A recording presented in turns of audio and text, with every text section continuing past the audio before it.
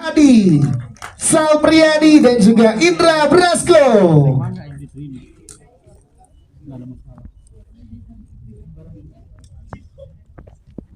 Kemudian juga kita undang dari kru film untuk ketika berhenti di sini.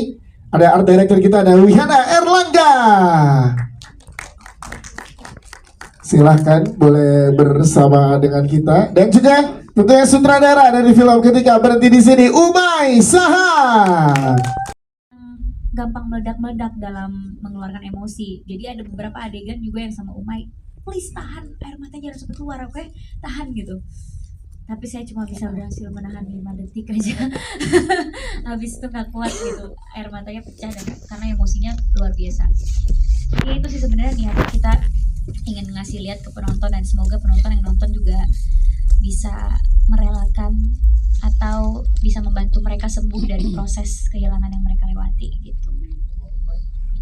Sedikit banyak sama sih sebenarnya sama Prilly. Maksudnya diawali oleh pertanyaan gimana kalau suatu saat nanti kita bisa berkomunikasi lagi sama mereka yang sudah tiada mungkin, atau sama siapapun yang kita mau.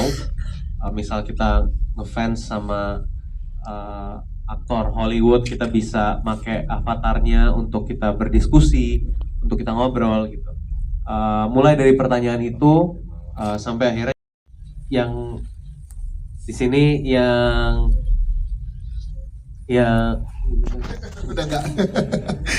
mungkin banyak di sini netizen atau wartawan yang mempertanyakan kenapa harus Prilly lagi, apa emang gak ada pemain atau emang biar Prilly ada kerjaan. Jawabannya adalah Prilly udah banyak kerjaan di luar PH-nya sendiri, itu satu. Ya. Yang kedua, buat saya sendiri ya, ini subjektivitas saya, kalau nggak setuju pun nggak masalah ya.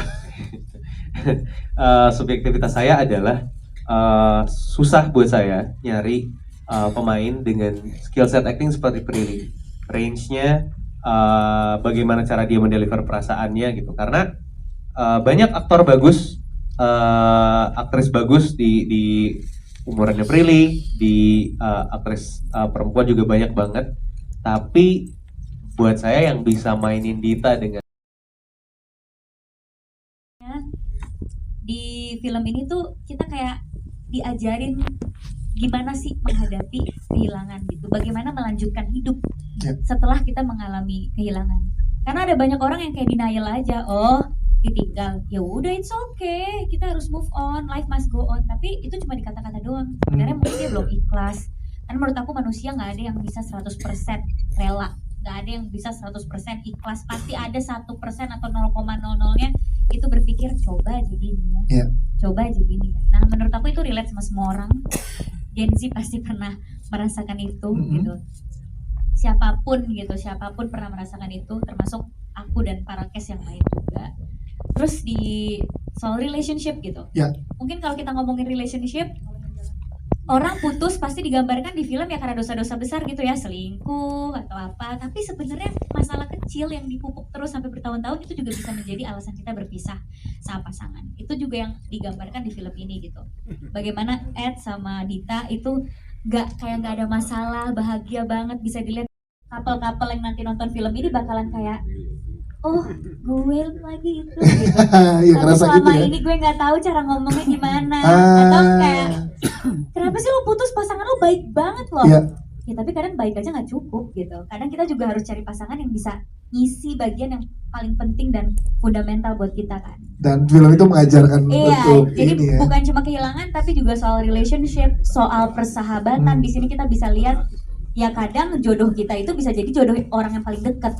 Kadang kita bisa jadi jodoh sama sahabat kita, kita bisa jadi jodoh sama nggak tahu siapapun itu gitu. Jadi menurut aku film ini tuh banyak banget yang bisa relate gitu, karena bukan cuma kehilangan tapi ada relationship di situ, ada friendship di situ, ada keluarga di situ. Gimana zaman sekarang aku suka banyak menerima keluhan anak zaman sekarang tuh susah ngomong sama orang tua. Iya, setuju. Karena gapnya terlalu, maksudnya gap teknologi sekarang, sosmed apa segala macam terlalu jauh sama orang tua yang dulu nggak ada sosmed gitu. Jadi cara ngedidiknya juga beda kan. Nah di sini juga ada gitu keluarganya.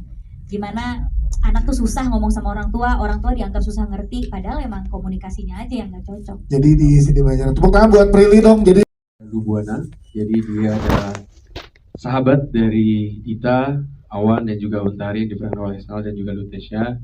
Mereka bersahabat dari sejak sekolah. Ivan ini orang yang selalu ingin ada untuk teman-temannya selalu bergantung sama Ivan, sering membantu. Dia orangnya lumayan ekstrovert, cukup reliable dan realistik menurut gue. Dan dia sangat-sangat peduli dengan Dita. Apapun kondisinya, apapun yang dialami Dita, dia selalu ingin berusaha untuk selalu mengerti gitu.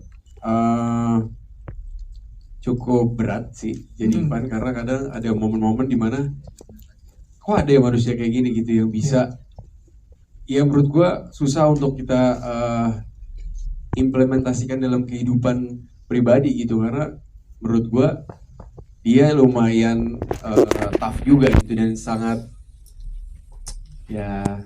apa ya, sangat menghargai kehadiran orang-orang yang dicinta gitu sih. Apa ya, kehilangan yang mendadak ya, jadi memang cukup dalam, dan gue sangat ngerasa gue saat pandemi, dan gue kehilangan bokap di 2013. Jadi mengambil film ini gue lumayan berat, tetapi gue ngerti banget apa yang dialami jadi setiap karakter yang ada di film ini, dari sisi keluarganya, dari sisi sahabat, dan dari sisi karakter Dita itu sendiri. Sangat terdalam buat gue, dan pas syuting pun gue melihat semuanya gitu korelate banget ya sama kehidupan gue, dan gue sangat gembira ini kita bisa rayakan gitu, karena kan setelah pandemi kemarin belum ada nih kayaknya rilis momen kita pribadi, karena kita harus buru-buru untuk ya lo harus move on gitu, lo harus kerja lagi, semua harus balik dari awal, padahal sebelumnya kita nol banget gitu. Jadi ini adalah momen yang tepat buat kita merayakan, dan juga banyak percintaan yang menurut gue di sini tidak mudah untuk dilakukan, tapi itu bentuk dari cinta sejati gitu. Reval Hadi, tepuk tangan buat Reval Hadi. Selanjutnya Prilly sebagai Dita tuh seperti apa? Boleh jelasin ke teman-teman media? Dita tuh kompleks banget karakternya ya. Jadi aku sangat kesulitan sekali tiap hari, sampai stres banget sih. Sampai pertama kali aku di-review sama lawan mainku sendiri, Brian. Dia bilang, mana Prilly yang bubbly dan suka ketawa, kamu kenapa depresif banget di sini? Terus kayak kamu galak banget di sini, karena emang aku stres banget sama karakternya gitu. Menurut aku ini karakter terberat yang pernah aku bener-bener mainin gitu. Karena Dita atau Anin Dita itu yang aku perankan, dia tuh orangnya nyimpen kan di dalam. Sedangkan aku nyimpen, tapi untuk orang-orang terdekat aku pasti cerita gitu. Kayak ke sahabat, ke orang tua, nggak yang semua orang nggak akan tahu. Tapi kalau Dita tuh orang tua nggak tahu, sahabat nggak tahu, ya pokoknya semuanya dia simpan aja sendiri. Dia simpan sendiri, terus juga orangnya idealis. Orang tahu dia punya mimpi, tapi orang nggak pernah tahu mimpinya apa sih sebenarnya. Karena emang semuanya hanya terjadi di kepala dia gitu. Dia nggak pernah bisa mengungkapkan apa yang benar-benar dia rasain. Kenapa temannya dari SMA cuma 3 gitu? Kenapa punya pacar susah gitu? Nggak ada yang tahu. Orang taunya ya emang lo aneh kali gitu. Jadi susah untuk aku tuh ngeliatin ke penonton atau ke layar gitu, perasaan aku tanpa dialog, tanpa ekspresi yang terlalu meledak. Kuliah di Jepang, wah, cinta banget sama filosofi, stoicism, dan lain halnya. Tapi bisa dibilang di cerita ini he's an outsider dari circle-nya Ivan, Dita, Awan, sama Untari. Untari itu yang dimainin sama Lutesya. Dia sosok yang, karena mungkin dia arsitek dan melihat hal dari banyak perspektif. Jadi jika dia melihat seseorang seperti Dita atau Awan atau Ivan, dia bisa melihat dari banyak angle, helikopter view semuanya. Jadi dia tertarik banget sama karakter-karakter orang. Dan yang paling membuat dia tertarik adalah Dita. Karena Dita tuh kayak puzzle di matanya si Ed. Puzzle yang banyak teman-temannya sendiri punya, teman dari SMA tuh nggak bisa percaya. Dan Ed tuh suka banget puzzle. Ntar pas di film kalian bakal ngerti kenapa ngomong dia suka banget puzzle. Biar kita simpan untuk di bulan depan. Oke, Brian. 27 Juli jangan lupa ya. Siap. Terima kasih Brian Domani. Kalau Sal ceritakan secara singkat. Awan Umbara ini yang paling terakhir gabung di geng Ambara, sorry. Ambara sih. Ambara. Awan Ambara. Awan Ambara. Yang paling terakhir tergabung di geng Dita, Ivan dan Tari gitu, karena Awan pacaran sama Tari dan kemudian akhirnya menikah sama Tari gitu. Awan ini orang yang paling easy going ya, paling santai gitu, cenderung belak-belakan, tapi seringkali belak-belakannya membuat dia ngomongin yang nggak pernah mungkin diomongin sama teman-temannya gitu. Terutama soal Dita misalnya, gimana Awan menanggapi Dita gitu. Kadang-kadang hard truth yang muncul terus bikin Dita mungkin jadi tersinggung gitu, tapi hal itu yang dilakukan sama Awan. Dan di pertemanan ada tuh yang kayak gitu ya. Ada yang mengisi posisi itu. Siap. Sal Priadi, tepuk tangan buat Sal Priadi. Mas Indra Prasko, halo Mas Indra, karakternya seperti apa di sini Mas Indra? Halo semuanya. Waduh, ini weekend ya, long weekend. Long weekend. Pada datang semua luar biasa. Tepuk tangan dong buat semuanya. Wartawannya luar biasa nih. Oke, peran saya di sini sebagai Aku mungkin bersyukur karena ini bukan pertama kali aku main sama Prilly. Ini project keempat, ya ketiga lah ya, kita ketiga yang benar-benar main bersama. Dan project kedua aku bersama Umay juga. Jadi cara kerja bersama Prilly ya udah ngerti lah cara kerja gimana, apa yang dibutuhkan gimana, buttons dia, buttons aku, segala kita saling tahu. Tapi jujur di sini Prilly agak berbeda. Bedanya gimana Brian? Biasa Prilly itu tipe aktris yang sangat-sangat spesial. Yang kalau adegan seberat apapun, ketawa-ketawa tuh sebelum take it tuh, ketawa. Set it, langsung keluar sebuah tuh emosi. Tapi di sini agak sedikit serem, agak sedikit intens. Intens Ya ya. karena aku ngerti banget soalnya emang karakter, ya mungkin karakter kamu sebelumnya kalau emosi dikeluarin ya dikeluarin aja. Iya. Di sini semuanya harus dipendem, dan setiap hari tuh lihat Prilly syuting kayak kok semakin depresi nih anak kelihatannya.